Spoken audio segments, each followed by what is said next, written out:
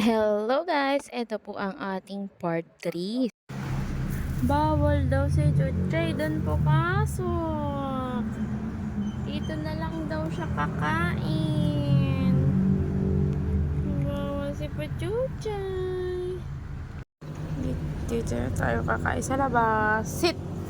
Sit ka lang kasi. Wait ka lang, di ba? Wait lang ha. Kain muna tayo. Pe-pray muna. Pe-pray. Pray na ikaw. Pray na. Halika na. Pray na. Halika na.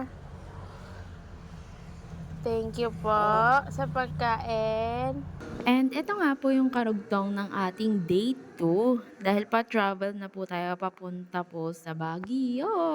Tapos ito po, dito po ako kumain sa labas kasi bawal po si Bebe Dogge doon sa loob po ng fast food. And dito kung makita ninyo, naaamoy niya na po talaga yung kinakain ko dyan. Kaya hindi po siya nakatingin sa akin. At ayan po, maaamoy niya po talaga yan. Ang bango daw po talaga ng chimken na yan. Pero dahil nga po hindi pa po siya pwede kumain kasi papakainin po siya mamaya. And dumating po dito yung amo niya. Ayan po, tumagilid na po siya. Hindi niya na po makayanan na maamoy pa po ang pagkain ko na chimken. Takam na po talaga siya.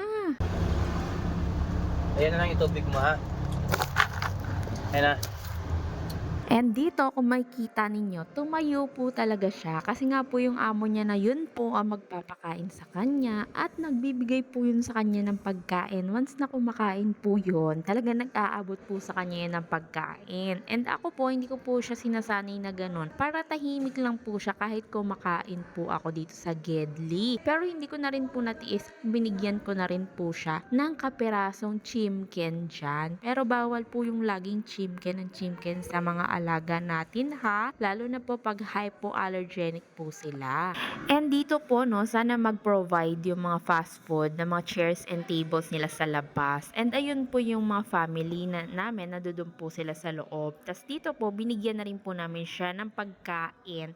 And dito po, after po niya, nag-travel na rin po kami noon nung umaga na yun. Pero pag gabi na po yun, ito gabi na po yan, akit na po kami niya ng Baguio. Grabe po yung mga patarik talaga po dito. And grabe din po talaga yung adventure na dinala po ng paakyat na ito. Ayan kung makikita ninyo, 'di ba? Sobrang dilim, wala talaga mga street light dito. And dito nga po no, grabe po talaga yung paakyat dito. Kaya yung mga ibang kasama po namin, nag-commute na lang po sila. Kasi sobrang tarik po talaga umakyat sa Baguio sa lahat po ng nakakaalam dyan. Then dito, makikita nyo na nga yung mga bahay-bahay dun sa may bundok. And very relaxing talaga siya tignan. Kasi para siyang city light. Pero nasa taas, o 'di ba?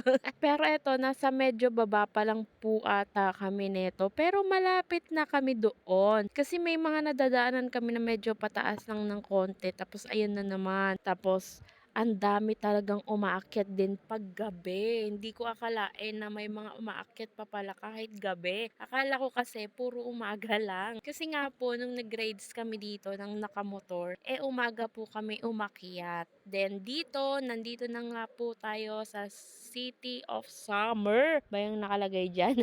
Summer Capital of Baguio. Summer Capital City of Baguio. Ayun. Tumama ka rin doon, Sister Ret. Then dito, hinanap namin tong transient namin and sobrang tarik po yung napuntahan naming transient. Pero all goods lang kasi maganda po at murayta lang. Mura ba talaga? Hindi ko rin sure. Napaghahalatang hindi po tayo yung nagbayad. Ayan. So nakikisama lang po talaga tayo dito. Tas eto po, napakaganda po ng nakuha talaga na transient. Uso po dito sa Baguio yung mga isang buuan po na bahay na inuupahan. So swerteng-swerte ka talaga kung may lupa ka dito tapos gawin mong transient talaga. May kikita ka talaga ng maganda. Charot.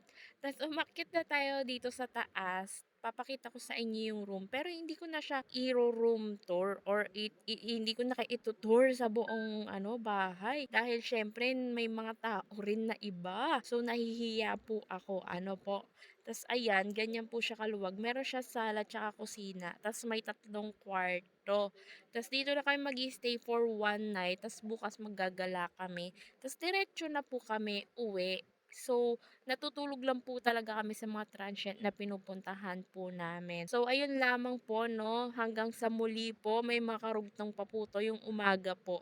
Ayan, stay tuned and eto po yung sa kwarto po namin, may double deck po and meron pong isang, malaking kama na nandito sa baba. Tas meron din po yang CR.